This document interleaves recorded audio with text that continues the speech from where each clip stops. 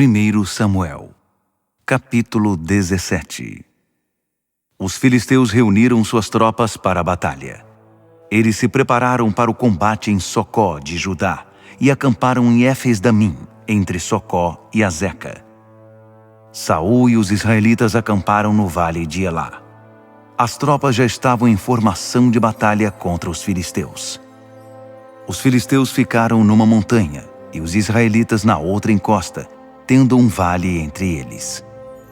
De repente surgiu das fileiras dos filisteus um gigante de quase 3 metros de altura, chamado Golias de Gate. Tinha na cabeça um capacete de bronze e usava uma armadura que pesava quase 60 quilos. Usava também caneleiras de bronze e carregava uma espada de bronze. Sua lança parecia uma viga. Só a ponta da lança pesava 7 quilos e 200 gramas. Seu escudeiro ia à frente dele. Golias, de sua posição, desafiava os israelitas. Por que incomodar todo o exército? Não sou eu um filisteu e vocês súditos de Saul? Escolham seu melhor guerreiro e tragam-no a mim. Se ele tiver sorte em me matar, os filisteus serão seus escravos. Mas se eu tiver sorte em matá-lo, vocês serão nossos escravos e passarão a nos servir. Estou desafiando as tropas de Israel. Tragam-me um homem que possa duelar comigo. Quando Saul e suas tropas ouviram o desafio do filisteu, ficaram aterrorizados e perderam a esperança. Nesse meio tempo, Davi chegou ao campo de batalha. Ele era filho de Jessé, o efrateu de Belém de Judá. Jessé, pai de 8 filhos, já estava muito idoso para lutar no exército de Saul. Mas os 3 filhos mais velhos de Jessé foram com Saul para a guerra. Os nomes dos filhos que se alistaram no exército eram Eliabe, o primogênito, Abinadab e o terceiro, Samá. Davi era o caçula. Enquanto os 3 irmãos mais velhos estavam no campo de batalha, Davi ficou dividido entre ajudar Saul e cuidar das ovelhas de seu pai em Belém. Toda manhã e toda tarde, durante 40 dias, Golias se posicionava e desafiava os israelitas. Certo dia, Jessé disse a Davi: Pegue este saco de trigo tostado e 10 pães e leve a seus irmãos que estão no acampamento. Leve estes 10 queijos para o capitão da divisão. Veja como estão passando seus irmãos e volte para me dizer como estão Saul, seus irmãos e todos os israelitas na batalha contra os filisteus no vale de Elá. Davi se levantou de madrugada, deixou alguém encarregado de cuidar das ovelhas e foi levar a comida, de acordo com as instruções de Jessé. Ele chegou ao acampamento numa hora em que o exército estava se preparando para a batalha com gritos de guerra. Israel e os filisteus estavam posicionados, um de frente para o outro, preparados para o combate.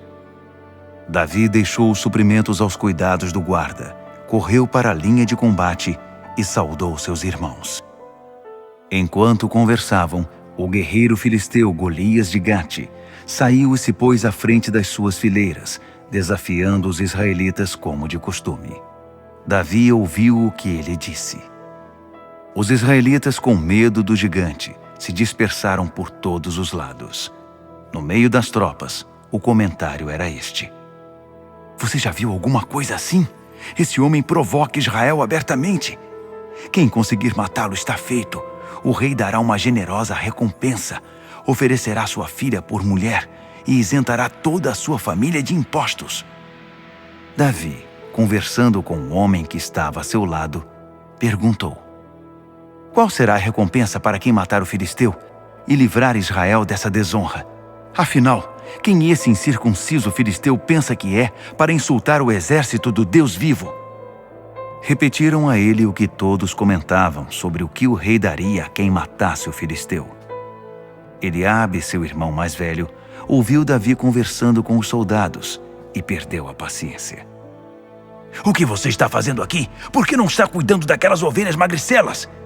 Eu sei qual é a sua intenção. Você veio para assistir a batalha de camarote. Davi respondeu.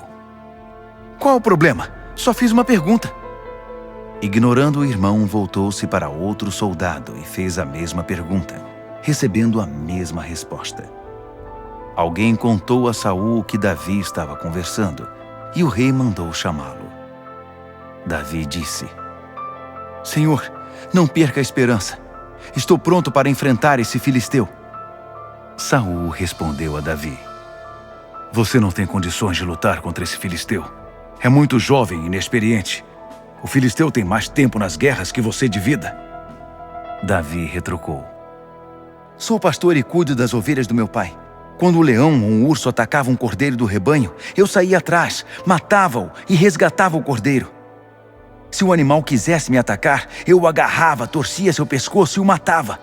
Leão ou urso, qualquer um deles eu matava. Por isso farei a mesma coisa com esse filisteu incircunciso, que está afrontando o exército do Deus vivo. O Eterno que me livrou das garras do leão e das garras do urso, também me livrará das mãos desse filisteu. Saul concordou. Tudo bem, pode ir. Que o Eterno ajude você. O rei equipou Davi com uma armadura, pôs na cabeça dele seu capacete de bronze e prendeu sua espada à cintura. Davi tentou andar, mas nem conseguia se mexer. Davi disse a Saul: Mal consigo me movimentar com toda esta parafernália. Não estou acostumado a isto. Em seguida tirou tudo aquilo. Davi pegou seu cajado de pastor, escolheu 5 pedras lisas de um riacho, guardou-as no seu alforje de pastor e com seu estilingue se aproximou de Golias. O filisteu que andava de lá para cá atrás de seu escudeiro viu Davi se aproximando. Ele olhou para baixo e zombando disse: Vejam só, um jovem ruivo e arrumadinho. Golias ridicularizou Davi. Acaso sou um cachorro para você vir me enxotar com um pedaço de pau? E amaldiçoava Davi, invocando os seus deuses. O filisteu esbravejou: Venha! Vou atropelar você e deixar seu corpo para os corvos. Será um prato cheio para os animais do campo. Davi respondeu: Você vem contra mim com espada, lança e dardos. Mas eu vou em nome do Senhor dos exércitos de anjos, o Deus dos exércitos de Israel, de quem você zomba e a quem amaldiçoa. Hoje mesmo, o Eterno entregará você nas minhas mãos. Estou prestes a matá-lo, cortar sua cabeça e entregar seu corpo e também o corpo de todos os seus companheiros filisteus aos corvos e animais selvagens. Toda a terra saberá que há um Deus extraordinário em Israel. Todos aqui ficarão sabendo que o Eterno salva sem depender da espada ou da lança. A batalha pertence ao Eterno. Ele entregará vocês em nossas mãos. As palavras do jovem mexeram com o filisteu, e ele começou a vir na direção de Davi, que, deixando as fileiras israelitas atrás de si, saiu correndo na direção do filisteu. Davi pegou uma pedra do alforje, lançou-a com o estilingue e atingiu o filisteu na testa. A pedra ficou cravada em sua fronte, e o gigante caiu com o rosto em terra. Foi com um estilingue e uma pedra que Davi derrotou o filisteu. Ele o atingiu e o matou. Davi nem carregava espada. Depois que o filisteu caiu, Davi correu e ficou de pé sobre ele, puxou a espada do gigante da bainha e terminou o serviço, cortando a cabeça dele. Os filisteus, vendo que o seu grande herói estava morto, fugiram para se salvar. Os homens de Israel e Judá foram atrás deles, gritando, e perseguiram os filisteus até os arredores de Gate e a entrada de Ecrom. Ao longo de toda a estrada de Saaraim, até Gate e Ecrom, havia filisteus caídos. Depois de os perseguirem, os israelitas voltaram e saquearam o acampamento. Davi levou a cabeça do filisteu para Jerusalém, mas deixou em sua tenda as armas do gigante. Quando Saul viu Davi saindo para enfrentar o filisteu, disse a Abner, o comandante do exército: Conte-me sobre a família desse jovem. Abner respondeu: Juro por minha vida, ó rei, que não a conheço. O rei ordenou. Pois descubra a que família esse jovem pertence. Assim que Davi regressou depois de matar o filisteu, Abner trouxe a cabeça do filisteu que ainda estava com Davi e a entregou a Saul. O rei perguntou: Jovem, quem é seu pai? Davi respondeu: Sou filho de seu servo Jessé, que vive em Belém.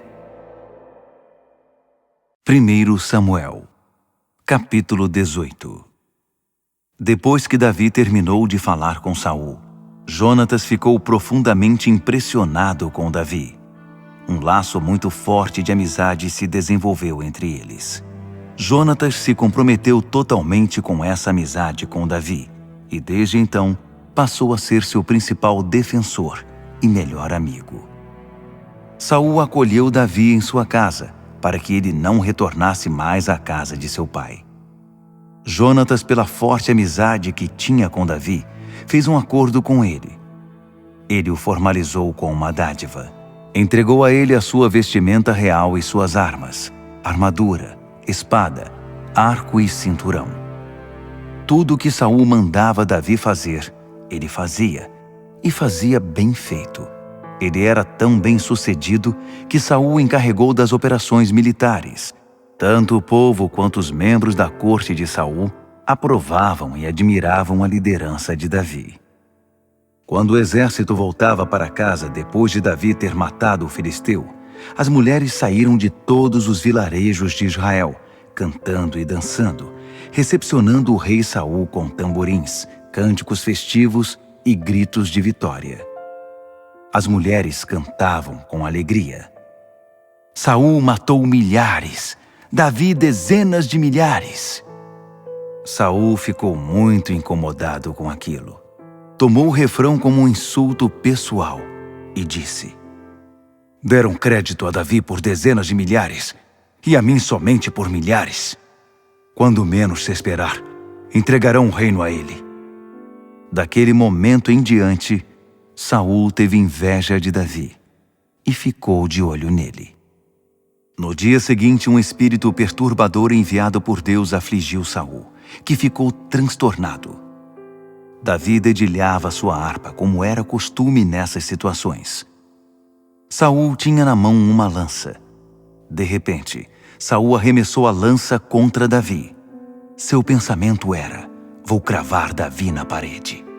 Mas Davi se desviou da lança. Isso aconteceu 2 vezes. Saul tinha medo de Davi, pois estava claro que o Eterno abençoava Davi e tinha abandonado Saul. Por isso Saul afastou Davi de sua presença, designando o oficial do exército. Davi estava sempre na frente de combate e era bem-sucedido em tudo o que fazia, pois o Eterno estava com ele. Diante do sucesso de Davi, Saul ficou ainda mais preocupado. Mas todos em Israel e em Judá gostavam de Davi, e todos gostavam de ver Davi em batalha. Certo dia, Saul disse a Davi: Aqui está Merabe, minha filha mais velha. Quero dá-la em casamento a você, mas preciso que você mostre sua coragem para mim, que lute as batalhas do Eterno. Saul estava pensando: os filisteus o matarão por mim. Não precisarei levantar a minha mão contra ele. Constrangido, Davi respondeu: Você fala sério? Sou de uma família humilde. Não posso ser genro do rei. O casamento de Merabe e Davi foi acertado, mas perto da data marcada, Saul voltou atrás e entregou sua filha a Adriel de Meolá. Nesse meio tempo, a outra filha de Saul, Mical, se apaixonou por Davi. Quando Saul soube disso, ficou contente e pensou: tenho outra chance.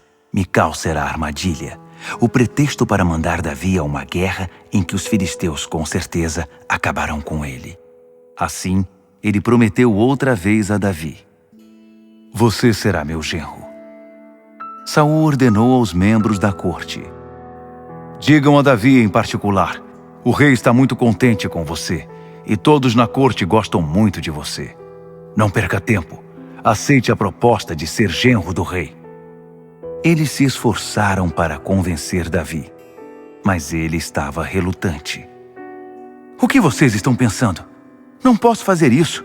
Não sou nada. Não tenho nada a oferecer. Quando eles informaram a Saul a resposta de Davi, ele mandou outro recado a Davi. O rei não está exigindo de você nenhum pagamento. Apenas quer que mate 100 filisteus e traga provas de sua vingança a favor do rei. A ordem é que você se vingue dos inimigos do rei. Saul esperava que Davi fosse morto em combate. Ao saber disso, Davi ficou contente, pois ali estava algo que ele podia fazer para ter o direito de ser genro do rei. Por isso não perdeu tempo, foi logo ao que importava. Ele e seus homens mataram os 100 filisteus, trouxeram as provas dentro de um saco e as contaram na presença do rei. Missão cumprida. E Saul deu sua filha Mical a Davi em casamento. Saul, percebendo que a bênção do Eterno sobre Davi era cada vez mais evidente e que sua filha Mical o amava, ficou ainda mais preocupado e passou a odiá-lo. Sempre que os comandantes filisteus saíam para a guerra, Davi estava lá para enfrentá-los, ofuscando com suas ações os soldados de Saul. O nome de Davi estava na boca do povo.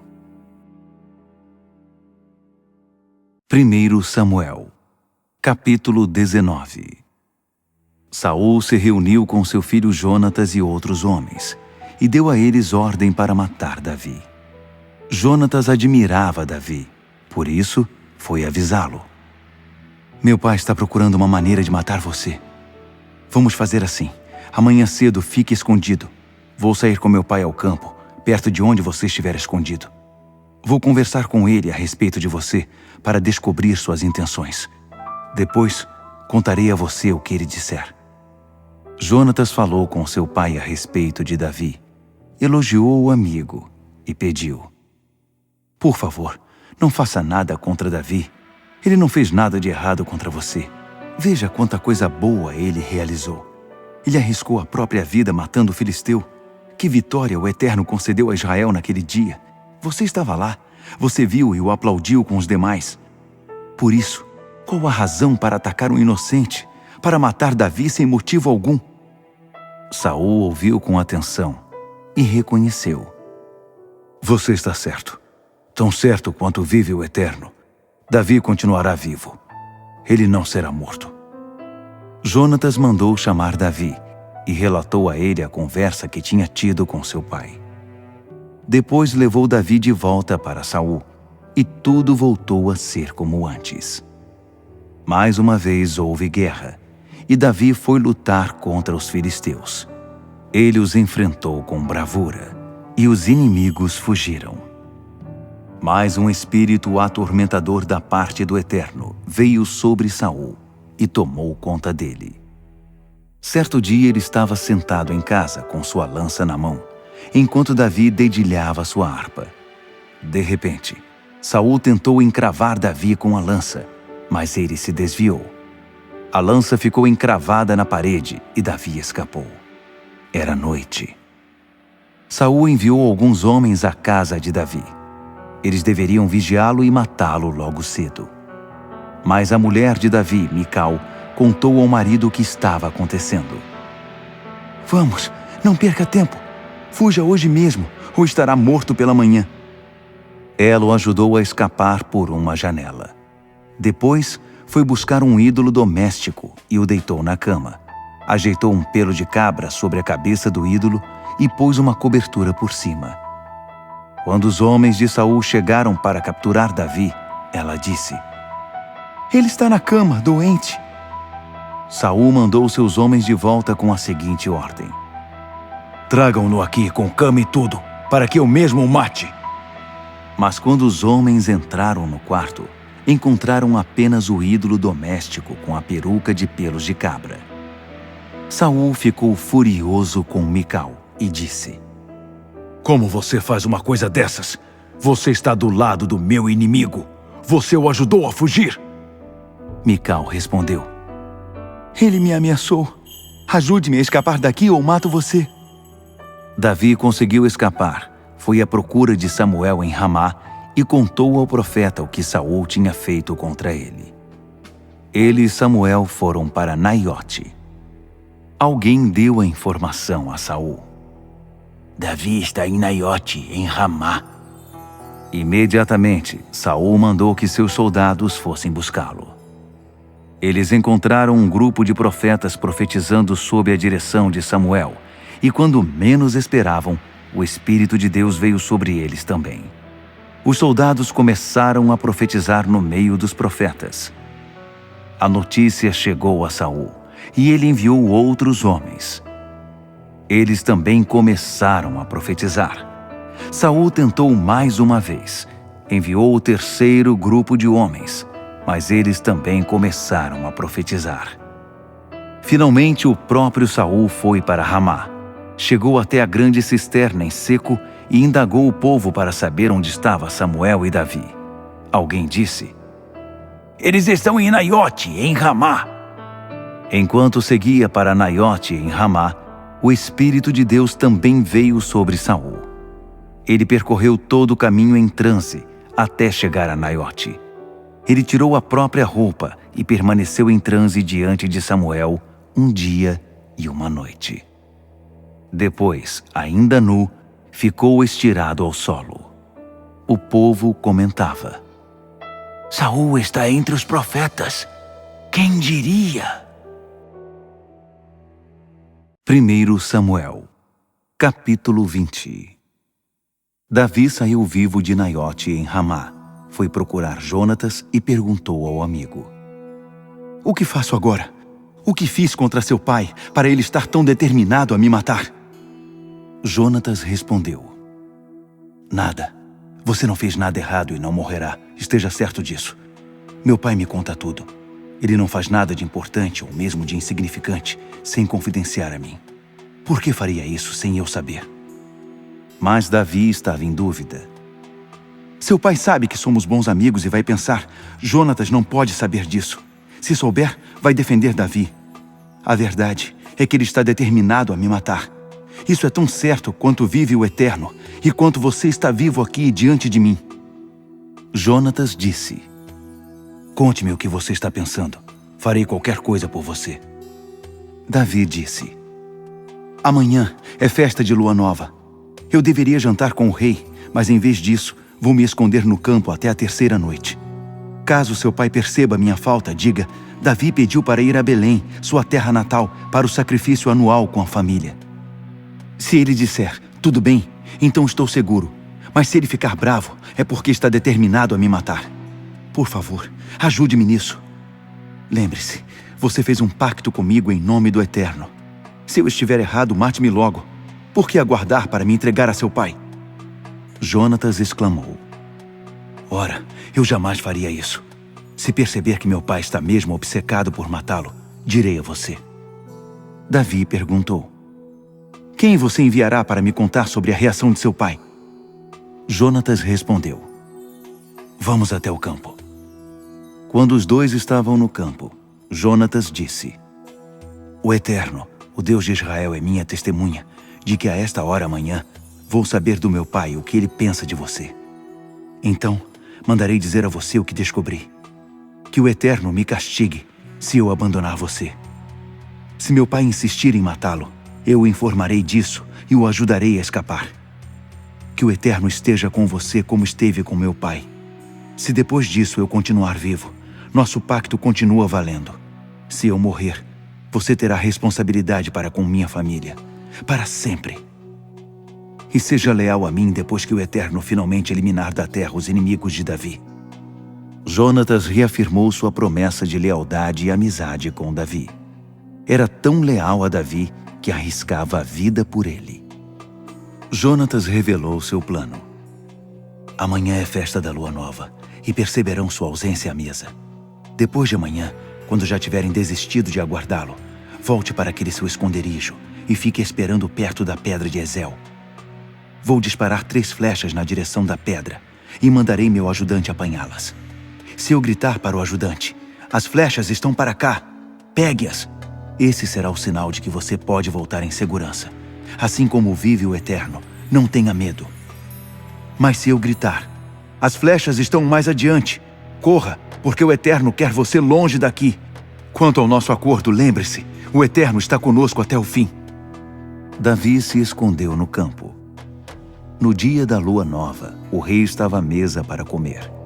Ele se sentou no lugar de costume encostado à parede, Jonatas à sua frente e Abner ao seu lado. Mas o lugar de Davi ficou vazio.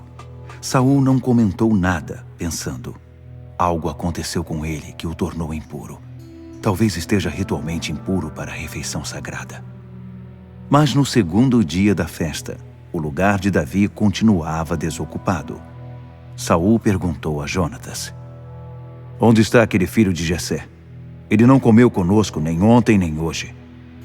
Jonatas respondeu: Davi me pediu permissão para ir a Belém, dizendo: deixe-me ir para casa, quero estar com minha família. Meus irmãos pediram que eu fosse. Se não for problema para você, deixe-me ir. Por isso ele não está à mesa. Saul ficou furioso com Jonatas. Seu filho desnaturado! Acha que não sei que você e o filho de Jessé fizeram um pacto para sua desgraça e de sua mãe? Juro que enquanto o filho de Jessé estiver solto nessa terra, seu futuro no reino estará em jogo. Vá buscá-lo. A partir de agora, ele pode se considerar um homem morto. Jonatas enfrentou o pai. Por que morto? O que ele fez de errado? Saul, descontrolado, arremessou sua lança contra o filho. Foi o suficiente para Jonatas se convencer de que seu pai estava determinado a matar Davi. Jonatas saiu furioso da mesa e não comeu mais nada o dia todo. Ele estava aborrecido por causa de Davi e irritado pela humilhação que seu pai o tinha feito passar à mesa. Na manhã seguinte, Jonatas foi para o campo, conforme o combinado com Davi. Seu ajudante o acompanhava e Jonatas disse a ele: corra para buscar as flechas que eu atirar. O rapaz começou a correr e Jonatas atirou uma flecha diante dele. O rapaz chegou perto do local em que a flecha parecia ter caído e Jonatas gritou: a flecha não está mais adiante! E gritou outra vez: vamos, corra! Não fique aí parado! O ajudante de Jonatas apanhou as flechas e as trouxe de volta. O rapaz naturalmente não fazia ideia do que estava acontecendo. Só Jonatas e Davi sabiam do combinado. Jonatas entregou suas armas ao rapaz e o mandou de volta para a cidade. Depois que o ajudante foi embora, Davi saiu do seu esconderijo, que ficava perto da pedra, e se prostrou com o rosto em terra 3 vezes. Eles beijaram um ao outro e choraram muito. Davi estava muito mais emocionado. Jonatas disse ao amigo: vá em paz. Nosso pacto de amizade foi feito em nome do Eterno, e ele será testemunha entre nós e entre meus descendentes e seus descendentes para sempre.